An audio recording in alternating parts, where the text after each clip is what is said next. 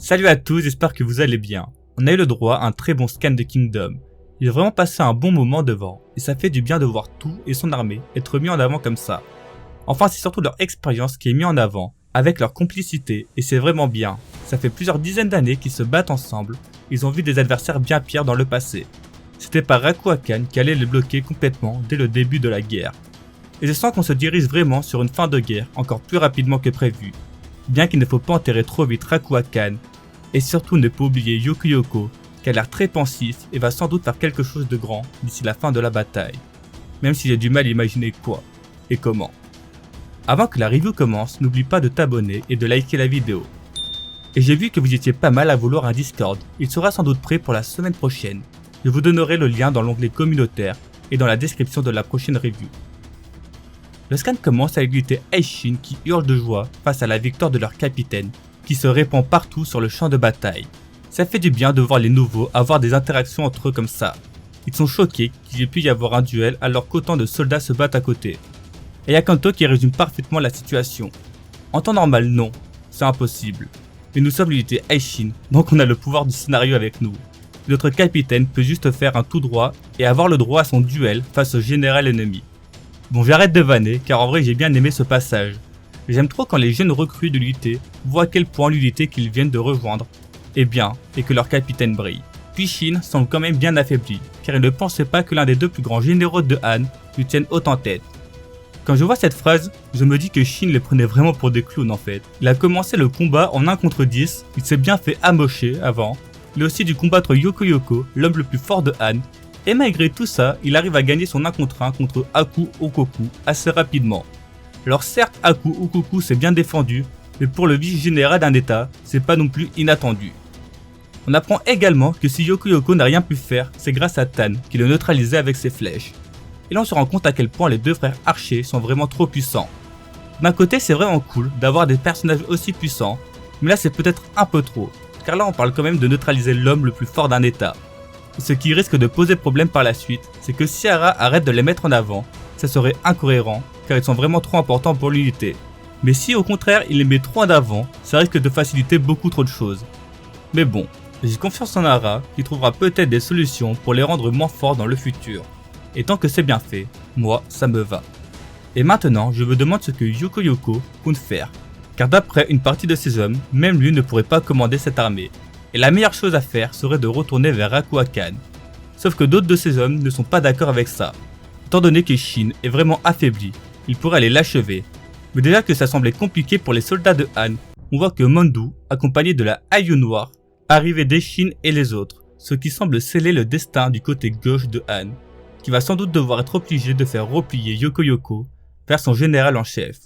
Et franchement, j'ai aucune idée de ce qu'il compte faire, car on sait vraiment peu de choses sur sa façon de penser, et là il a pas beaucoup parlé en plus. Mais au vu de comment il regarde le champ de bataille, il a l'air de penser à quelque chose. De plus, on dirait qu'il regarde un certain drapeau, au fond. En tout cas, c'est ce que le découpage laisse sous-entendre. Si quelqu'un saurait c'est quel drapeau, qu'il le dise en commentaire s'il vous plaît. Puis là on va passer au meilleur moment du chapitre. L'aile gauche de Qin, dirigée par tout. Déjà, dès le début, on peut voir sa puissance où il se trouve en première ligne en train de découper beaucoup de soldats ennemis. Mais tout semble bien se passer du côté de Rakuakan, car tout est bien séparé comme il le voulait, et ses unités se rapprochent beaucoup du grand général ennemi.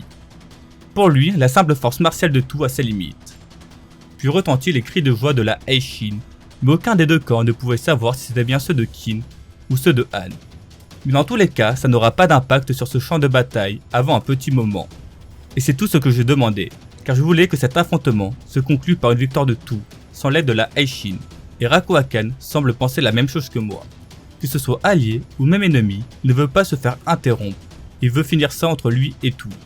Bien qu'il semble persuadé que les cris de victoire viennent de Han, car il ne voit pas son vice-général être tombé. Puis il envoya l'unité Clair de Lune, chargée de prendre la tête de tout. Puis la contre-attaque du côté de tout commença, car les trois généraux et leurs seigneurs se mirent sur la même longueur d'onde, et firent parler toute leur expérience accumulée après autant de guerres ensemble. Tout comprend que l'attaque ennemie est le moment clé. Du côté de Ryukoku, ses soldats semblent vouloir absolument aller aider tout pour rompre la formation ennemie, et sont prêts à partir en tant qu'unité kamikaze pour qu'ils remportent la victoire. Et j'aime bien voir à quel point cette unité est dévouée à leurs généraux, ainsi qu'à leur victoire. Ils sont prêts à tout pour gagner. Ce que Ryokoku lui ordonne de ne rien faire, malgré l'insistance de ce soldat. Car il a compris quelque chose. Et Rokumi aussi a compris cette chose.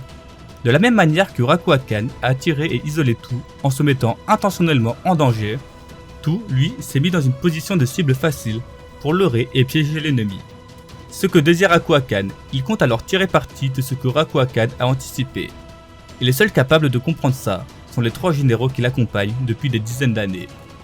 Tout sert alors parfaitement d'appât, mais il semblerait que Rakuakan ait grandement sous-estimé sa force, car on voit à quel point il arrive à se débarrasser des soldats ennemis alors qu'il est complètement acculé.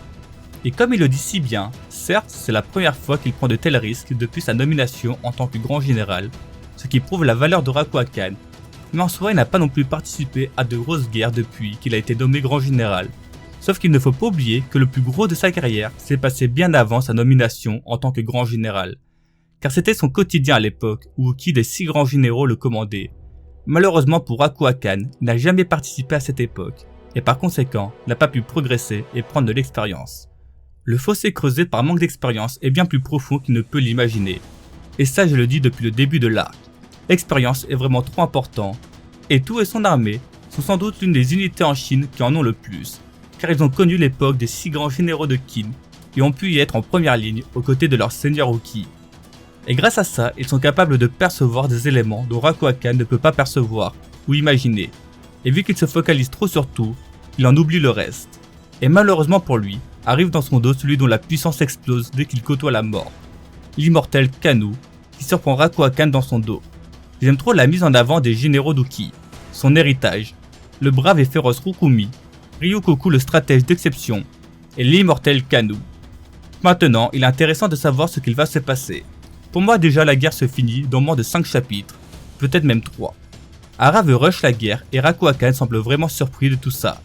Même s'il s'avère être fort à l'épée, ça m'étonnerait que ce soit un monstre. Par contre il se peut qu'il tue Kanu. Lors du dernier arc, on nous avait aussi présenté quelqu'un avec le surnom de l'immortel, et il n'avait tenu que 3 chapitres. Sauf que si Hara refait ça, ça serait un peu redondant. D'un côté j'aimerais bien que Kanu tue Rakuakan, car ce serait surprenant, et ça mettrait vraiment en avant toute la force de l'armée de Tout. Mais j'ai du mal à voir quelqu'un d'autre que Tout le battre. Mais vu que je ne pense pas que Kanu meure, il se peut que Rakuakan réussisse à le bloquer avec une partie de ses hommes, ce qui laissera le temps à Tout de l'atteindre, et donner un 1v1 final. Mais ça semble un peu trop basique, et Tout semble assez loin de lui, donc ça serait chaud, mais pas impossible. Après d'un autre côté, c'est possible que Kanu meure, car il n'y a eu aucune mort importante du côté de Qin, mais il pourrait gagner suffisamment de temps pour que Tout l'atteigne et le venge. De toute façon, dans tous les scénarios que je vois, c'est Qin qui l'emporte dans les chapitres à venir. L'un des scénarios plausibles aussi serait que Rakuakan ne se fasse pas tuer mais capturer. En tout cas, la guerre semble arriver vers sa fin, on risque de bientôt revoir la princesse. Et j'ai hâte qu'on rentre dans le plus intéressant de cet arc, la politique, car il va y avoir pas mal de choses à voir, car après autant d'années, Qin va enfin faire tomber un état. Et même si ça sera pas dans une bataille des plus épiques, ça me fait frissonner de me dire que c'est bon. L'unification avance, et est relancée grâce aux 3 piliers de Shuai-kun. Mais attention, car la clim peut arriver, et Rakuakan peut nous sortir une masterclass, bien que je n'y crois pas du tout. De même pour Yokyoko, qu'il ne faut pas oublier que je ne vois pas comment il pourrait retourner la situation. Le scan était vraiment très bon, et j'ai bien aimé le passage où on nous rappelait l'époque d'Uki et des 6 grands généraux de Qin. J'aimerais tellement qu'on ait un spin-off plus tard sur cette partie-là de l'histoire. Mais bon, ça m'étonnerait fortement, car je pense qu'Hara a déjà beaucoup à faire en finissant son manga.